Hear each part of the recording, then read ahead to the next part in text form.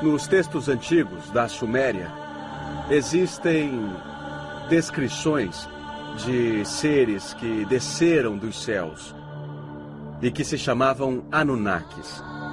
A palavra Anunnaki significa aqueles que vieram dos céus. Ela diz, literalmente, que esses seres desceram dos céus em veículos voadores. E nós encontramos descrições e também imagens dos Anunnakis. E podemos vê-los em estátuas e em gravações. E é mesmo muito interessante ver que esses seres parecem ser viajantes espaciais modernos com trajes estranhos. Alguns usam relógios de pulso, eles vestem botas e capacetes, mas, acima de tudo, asas. E sempre foram descritos ou retratados flutuando acima de todas as pessoas comuns. Então, a pergunta é, quem eram os Anunnakis? De acordo com a hipótese do astronauta antigo, eles eram viajantes espaciais que visitaram a Terra num passado remoto.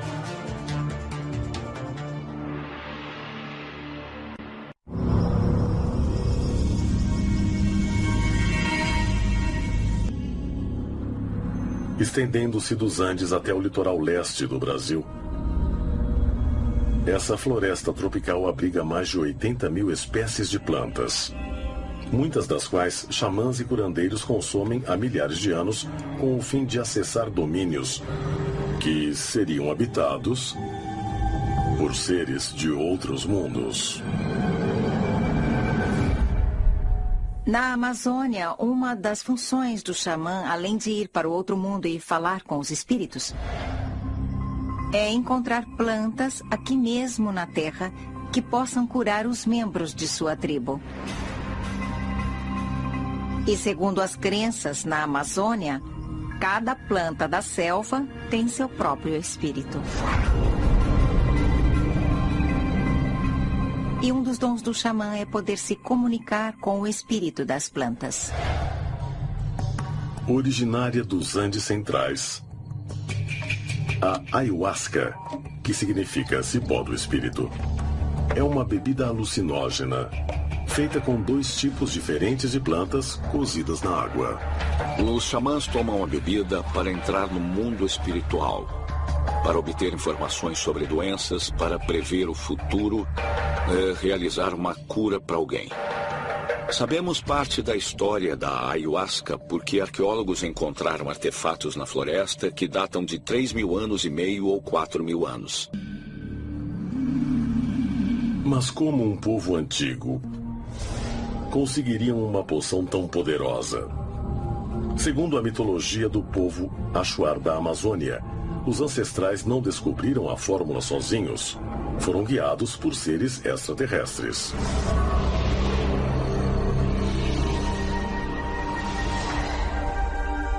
Os xamãs se comunicavam com os espíritos que lhes disseram para entrar na selva e fazer 2 curvas e encontrariam essa planta. E eles a levaram para a aldeia e a prepararam do jeito certo. Segundo a tradição oral, a ayahuasca é um elo com o mundo superior. E é totalmente possível que eles tenham recebido esse dom dos deuses, que podiam ser extraterrestres.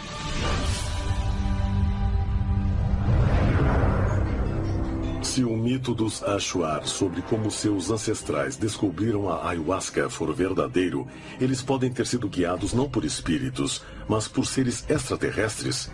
Seres que se comunicavam com eles em outro plano da realidade. Em vários casos, essas entidades inteligentes disseram mais ou menos o seguinte: estamos felizes porque descobriram essa tecnologia. Agora podemos nos comunicar com vocês. Talvez eles sejam habitantes inteligentes de outras dimensões. Por que tantas pessoas relatam experiências? Pode fornecer acesso a outra dimensão? Alguns xamãs acreditam que plantas como a ayahuasca têm origem extraterrestre. que vagaram pelo espaço como esporos e vieram para a Terra em cometas e começaram a crescer aqui.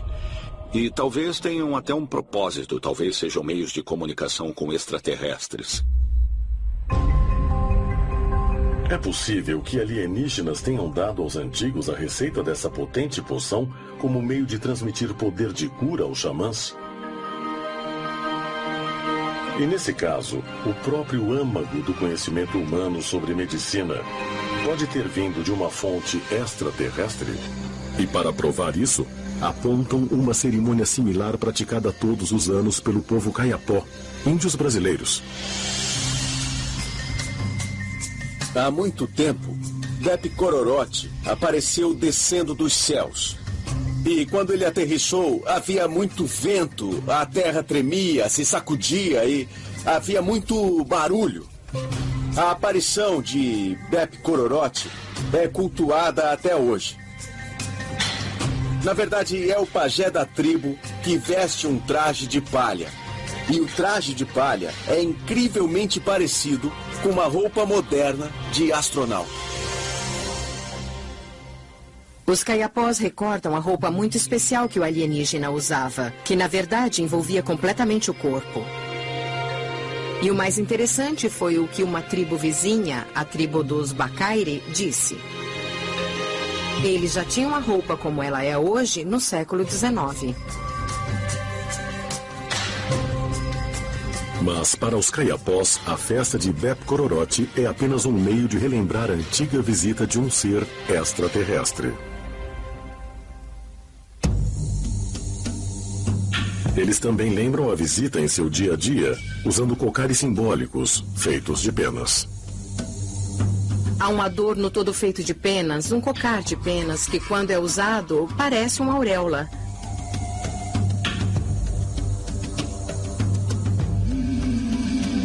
E as penas representam nem mais nem menos do que o espaço sideral.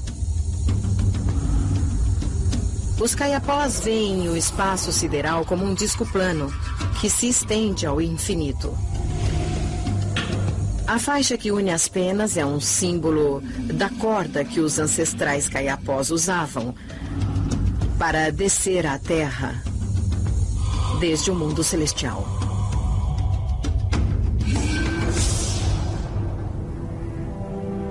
Poderia o ritual Kayapó no Brasil ter sido inspirado por uma visita extraterrestre? Talvez a resposta esteja no exame de uma cerimônia ainda mais tradicional e realizada até hoje, e para um público de milhões de pessoas no mundo todo.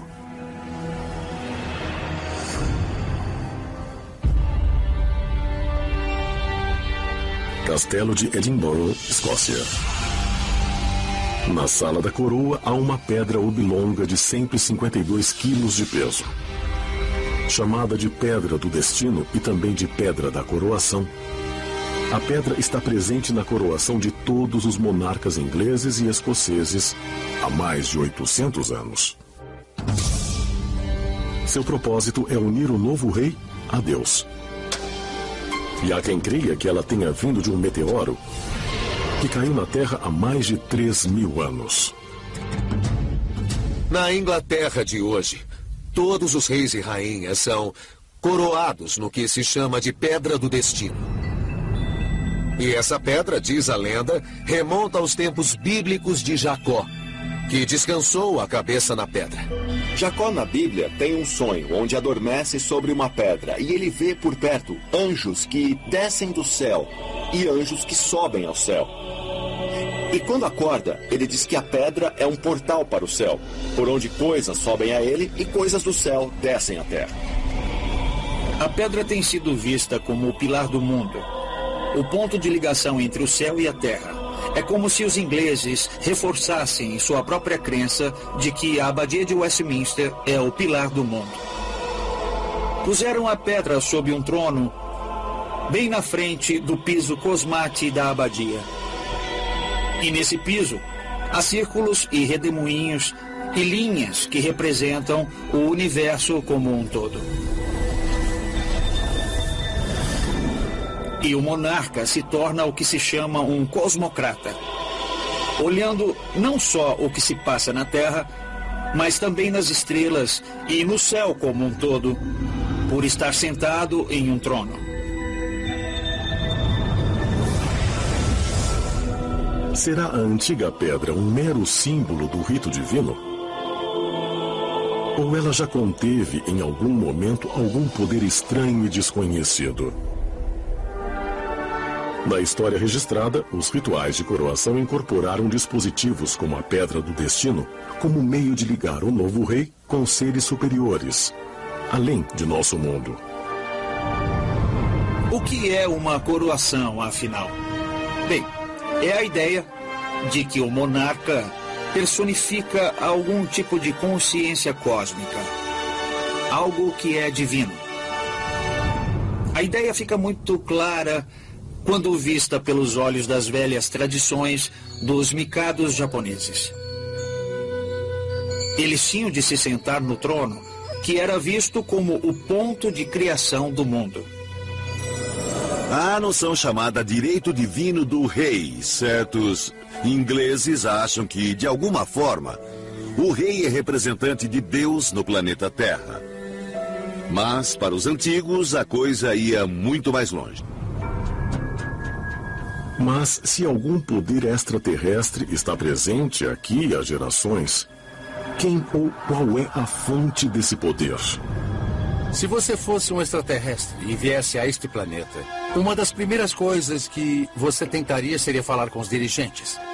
E eu acho que os faraós acreditavam que eram os próprios deuses. O rei era considerado uma divindade. Agora, se ele ia pro cantinho, no quarto dele, e conversava com as divindades, nós não sabemos, não estávamos lá, mas certamente ele se comunicava com as divindades pelos rituais. Além da Pedra do Destino, outro símbolo ritualístico que aparece na maioria das cerimônias de coroação é o cetro. O cetro é um símbolo de autoridade garantida pelos deuses. E nos tempos antigos, ele podia ter a forma de um cajado ou um bastão dourado. Há uma explicação neurológica para isso. Um dos meios de alterar nossa consciência é através de movimentos rítmicos. No mundo todo, há muitas tradições em que as pessoas se comunicam com os deuses girando, dançando ou fazendo algo rítmico. Até o rosário católico consiste na repetição de orações ao longo de um fio de contas com o fim de se dirigir a Deus. Eu acho que é bem possível que os xamãs entendessem algo sobre o cérebro que estamos apenas redescobrindo hoje. Como os tambores, em especial, podem afetar o cérebro. Os xamãs teriam descoberto no cérebro humano um meio de se comunicar com extraterrestres? E isso sugere que todos os seres humanos podem ter poderes semelhantes? Poderes que ainda nos resta descobrir. Se os xamãs estão mesmo em contato com alguns tipos de deuses extraterrestres, então entendemos como os ETs nos guiaram deliberadamente ao longo da nossa história. De vários modos, eles nos criaram. E até hoje, eles continuam a nos manipular e a nos guiar rumo ao futuro. O fato é que a história da criação em nossa Bíblia é a história da criação nas culturas de todo o mundo. A história do dilúvio, a evolução da espécie humana, o desenvolvimento da linguagem. Tudo isso indica, e a Bíblia afirma, que a vida na Terra veio do contato com uma forma de vida extraterrestre. Isso está na Bíblia, está nas culturas antigas de todo o mundo, e acredito que existem evidências claras, e acho que quanto mais se tenta refutar essa evidência, mais se acaba percebendo realmente nos visitaram e vieram à Terra milhares e milhares de anos atrás e iniciaram a civilização que temos hoje. A crença em seres celestiais que interagem com os seres humanos é central em várias grandes religiões. De fato, segundo a Bíblia, no livro do Gênesis, Deus criou os primeiros seres humanos, Adão e Eva. A Bíblia também contém outras passagens que descrevem estranhas interações entre seres sobrenaturais e seres humanos. As pessoas acreditam que os mensageiros desceram dos céus e foi isso que produziu gigantes como Golias.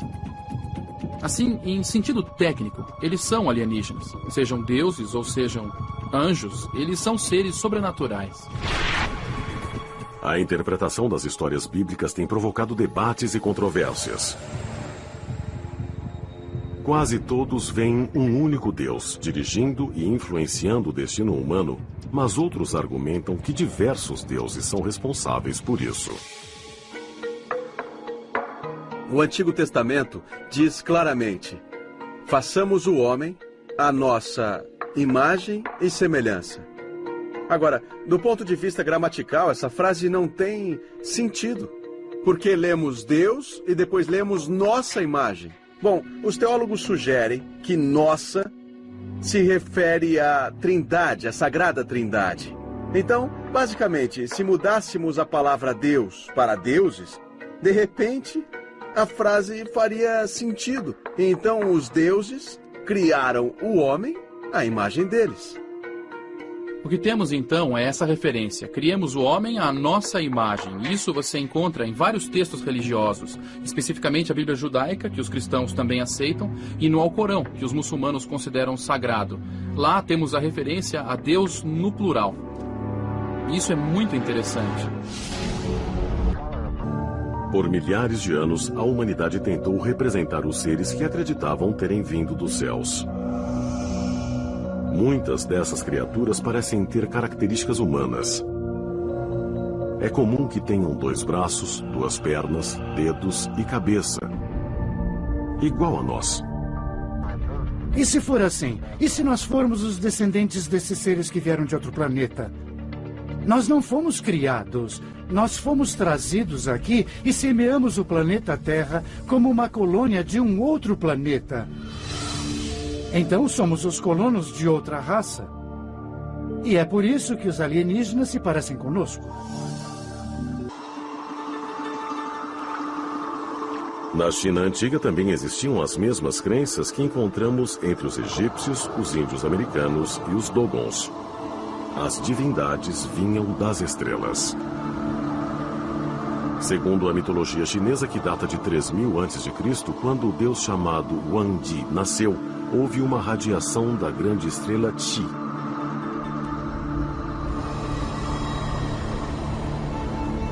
Depois, Wangdi saiu da barriga de um dragão que soltava fogo e se tornou o primeiro imperador da China. As origens do povo chinês Han começam com a história de um grande deus que olhou para baixo com empatia. Aqui, as pessoas eram pobres, em um país belo e rico, com uma linda paisagem. Mas as pessoas sofriam. Ele se apiedou e decidiu vir até aqui.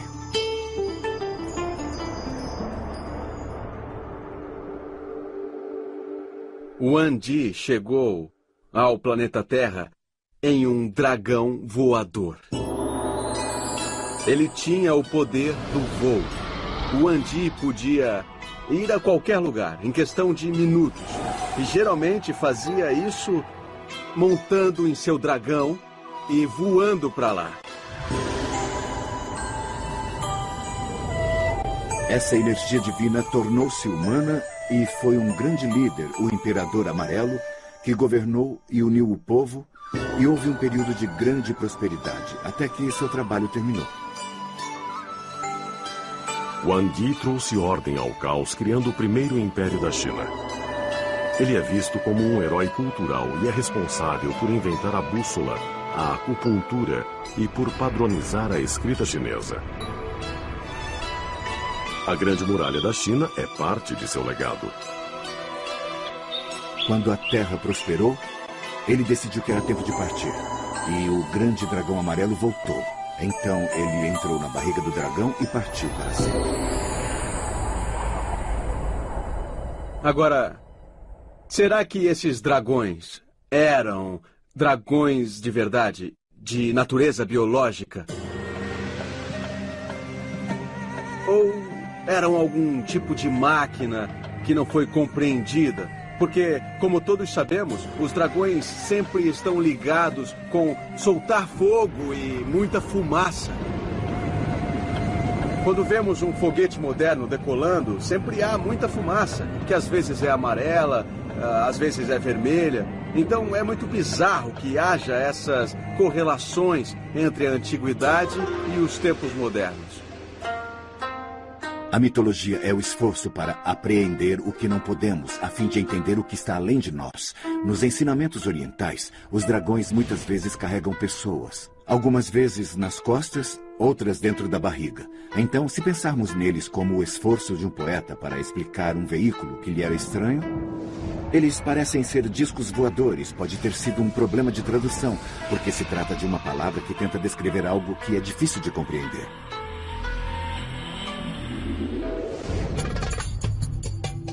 6.500 quilômetros a oeste da China, há outra lenda de seres celestiais que influenciam uma civilização no lugar onde hoje fica o Iraque. A lenda babilônica de Enuma Elish data do século VII a.C. O texto foi descoberto em 1849 pelo arqueólogo britânico Sir Austin Henry Layard, que procurava as ruínas da biblioteca de Assurbanipal em Nínive. A história diz como os primeiros seres humanos foram criados por uma raça extraterrestre chamada Anunnaki. Temas similares podem ser encontrados nas lendas dos deuses gregos e romanos, que também descrevem eventos que alguns interpretam como contatos extraterrestres. As duas culturas acreditavam em deuses poderosos que moravam nos céus e vinham à Terra para interagir com os seres humanos.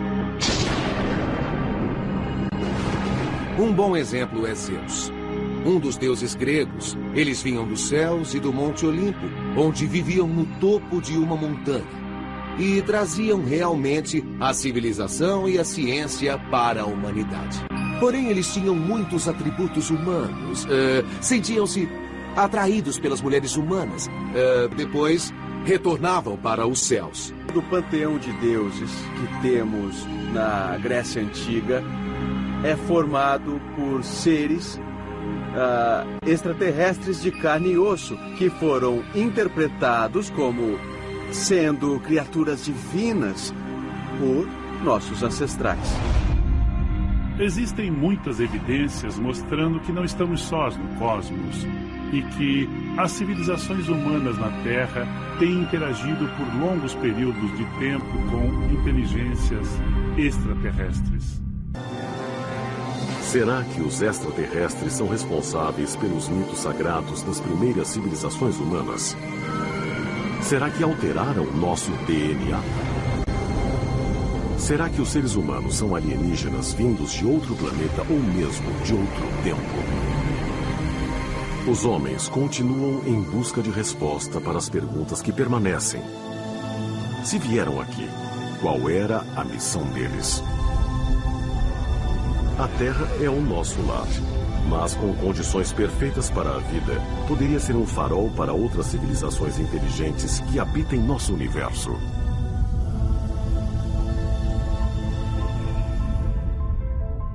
Eu acho que existe vida simples, como bactérias e micróbios em outros planetas. Acho que vamos encontrar isso. E quem sabe, talvez um dia encontremos algum outro planeta que possa sustentar a vida, no qual as pessoas tenham evoluído por um longo período e onde elas também olhem para as estrelas, pensando se existirá alguém lá fora ou se estão sozinhas. Qual pergunta mais importante podemos fazer sobre nós e nosso lugar no universo? Existe vida em outro lugar do universo ou somos só nós? Eu acho que essa é uma das perguntas mais fascinantes e somos afortunados por viver em um tempo em que podemos estudar essa questão cientificamente e realmente tentar obter respostas. Podemos chegar à conclusão de que algo muito estranho está acontecendo neste planeta. E também, se estiver vindo de fora deste sistema, então somos visitados por algo que tem alguma inteligência por trás. Eles gostariam de nos ver evoluir, sabe? Eles são grandes mestres, grandes avatares. Eles são grandiosos e nós também. E precisamos aproveitar todo o nosso potencial. Precisamos mesmo aproveitar todo o nosso potencial em todas as pessoas. Hoje, ainda estamos vivendo como se estivéssemos sozinhos no universo. Enquanto centenas e milhares de pessoas veem artefatos estranhos pelos céus há 5.000 anos.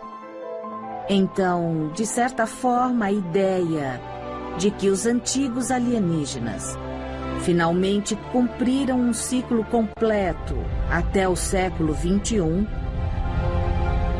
mostra uma verdade que os governos reprimiram no século XX. Isso é muito irônico.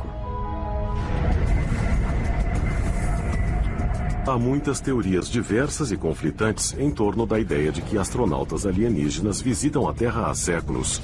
Mas talvez a prova esteja no lugar mais óbvio de todos: dentro de nós mesmos.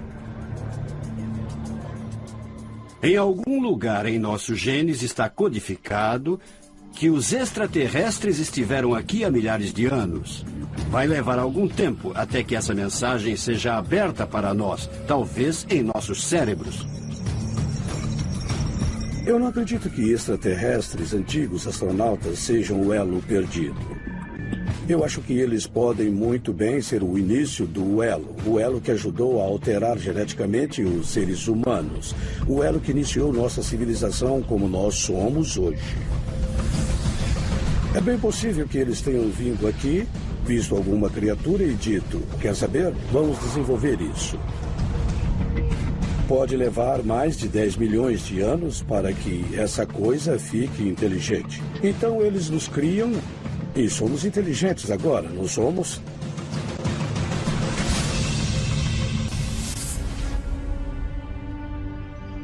Só porque nós não podemos viajar de uma estrela para outra, isso não quer dizer que outra sociedade mais avançada também não possa.